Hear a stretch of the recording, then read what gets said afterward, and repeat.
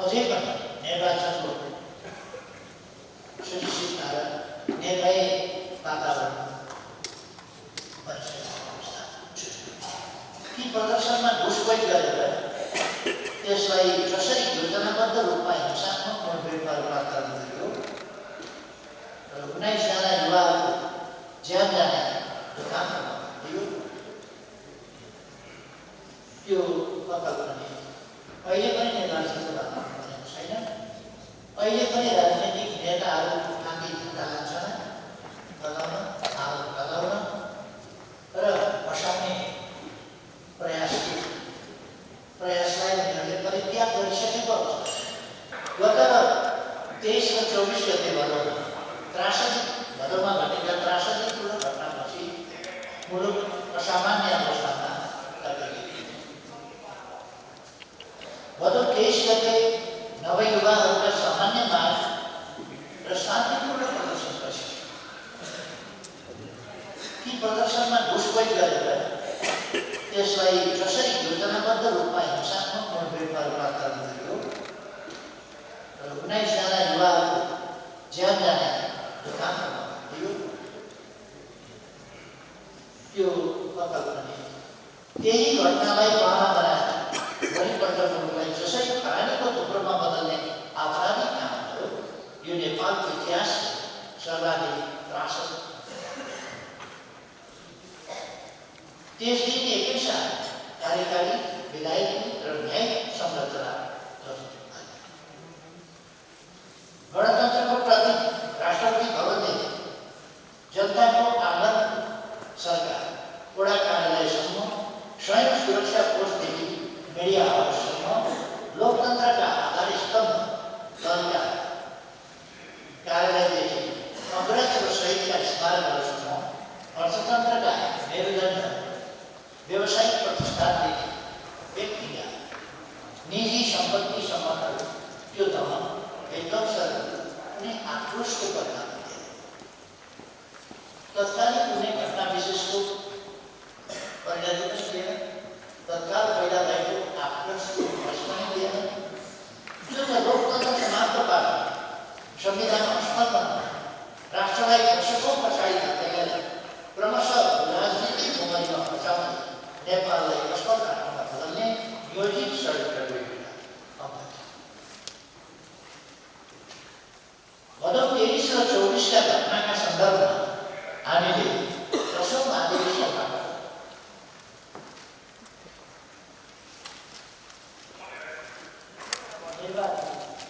केन्द्रीय कमिटीको 10औं बैठक असल 29-31 र राष्ट्रिय महाधिवेशनबाट पारित प्रस्ताव मार्फत समग्र दैनिक मत चालना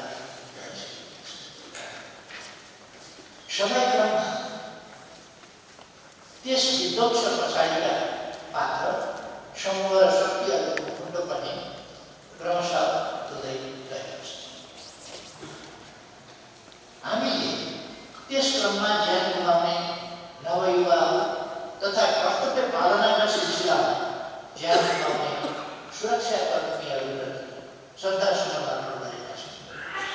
घाइतेहरूको शीघ्र स्वास्थ्य लाभको कामना गरेका छन् र उपयुक्त समयमा समग्र परिस्थितिको स्वतन्त्र अध्ययन गरेर सत्य तथ्य सार्वजनिक गर्ने सङ्कल्प पनि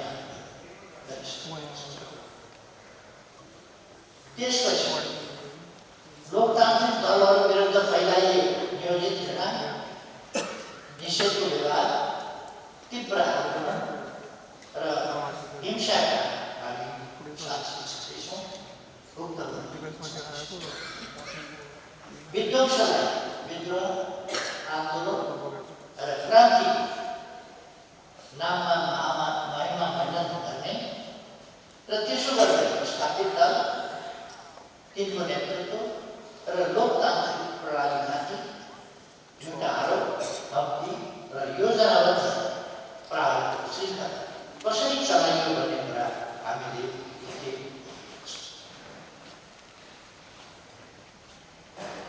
जनादेश प्राप्त सरकारलाई विस्थापन गरेर एवं जनताका प्रतिनिधिहरूको सर्वोच्च निकाय प्रतिनिधि सभालाई निर्वाचन गरेर रिक्तता सिर्जना गर्दै अनिर्वाचित, अराजक र शङ्कास्पद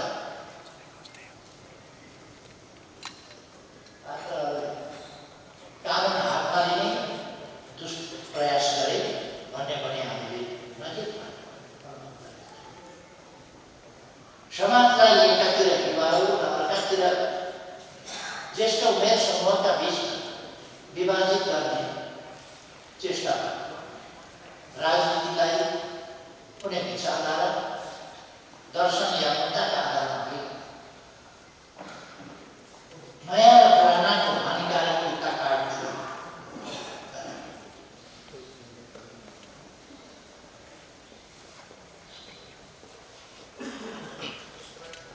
लोकतान्त्रिक प्रणालीले काम गरेन, पुराना पार्टीहरू विस्तृत भए, राजनीतिक विचारधाराहरू असाङ्गलिक भए र पुराना नेताहरू समाजको बाधक भए भने नकारात्मक भाष्य निर्माण।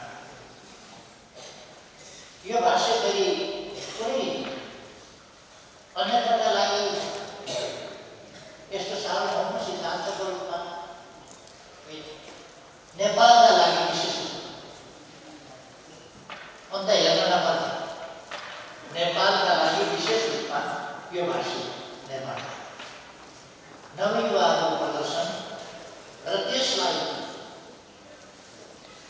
अपहरण गरेर गरिएको विध्वंसलाई छुट्याएर हेर्ने र कथित कलर रेभोल्युसनपछिको समग्र अन्तर्वस्तु, उद्देश्य र नियतलाई गहिराइका साथ बुझ्न दलहरूमा पनि समस्या।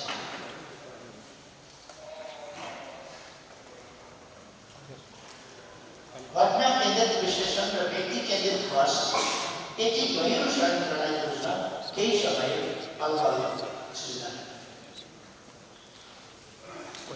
नेकपा एमालेका सामु समेत आफू दलहरूका सामु सम्हालिने, अगाडि बढ्ने, नयाँ जोखिम आफू सम्हालिने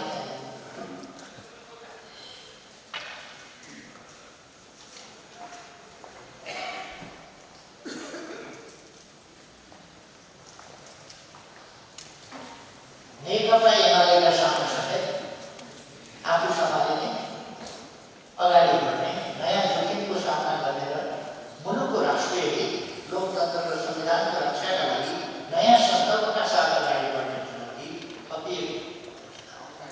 भदौ 24 गतेपछिको अन्योन्यग्रस्त परिस्थितिमा पार्टी बाहिरबाट त नेकपा एमाले र यसको नेतृत्व विरुद्ध, पार्टी बाहिरबाट त नेकपा एमाले र यसको नेतृत्व विरुद्ध भीषण आक्रमण भयो।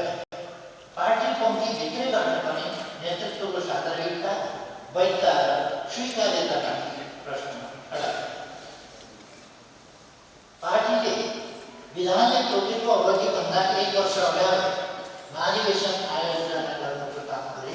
यी प्रश्नहरूको छलफल पार्टीको सर्वोच्च निकायबाट गर्नु र नेतृत्वको स्वीकार्यता एवं वैधताको पुनः पुष्टि गर्नु।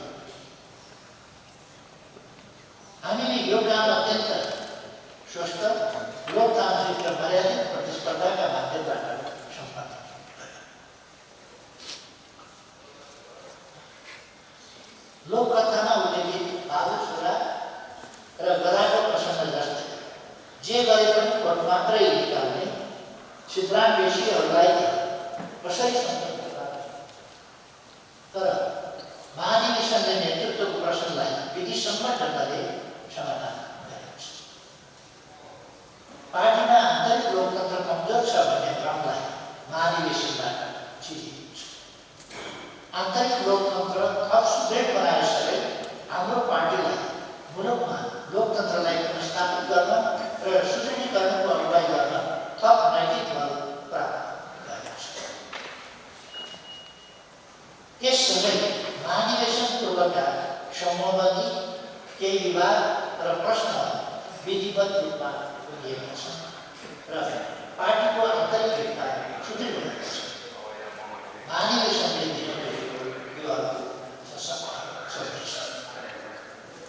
महाधिवेशनबाट हामीले विशेष व्यवस्था गरेर केन्द्रीय कमिटीमा नवपुस्तालाई प्रतिनिधित्व सुनिश्चित गरेका छौँ। फागुन 21 को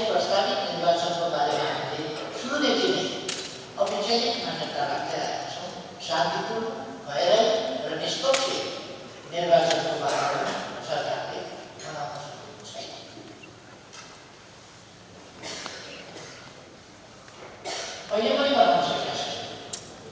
निर्वाचनको मूल मर्म भनेको निर्भय वातावरण।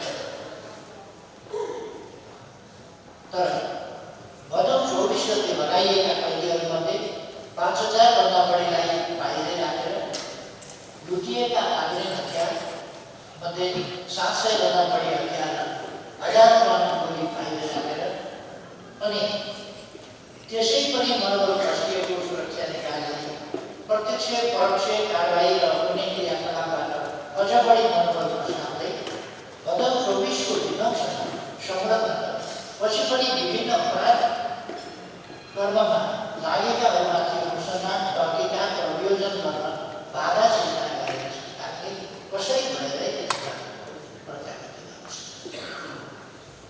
त्यसकारण हाम्रो भनाइ हो अहिले पनि निर्वाचनको वातावरण बनेको छैन। अहिले पनि राजनीतिक नेताहरू आँधी झुटा लान्छन् लगाउन आरोप लगाउन र बसाउने प्रयासलाई उनीहरूले परित्याग गरिसकेको अवस्था छ। यस्ता अनेक पक्ष छन् जसले गर्दा निर्वाचनको वातावरण बनेको छ।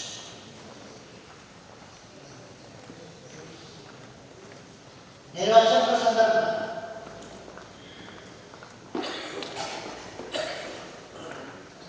हामीले सार्वजनिक रूपमा पनि कुरा गरेका छौँ र सरकारका प्रतिनिधिहरूसँगको बातचितमा पनि हामीले यी कुरा ल्याइरहेका छौँ विभिन्न भवनमा विभिन्न चर्चा।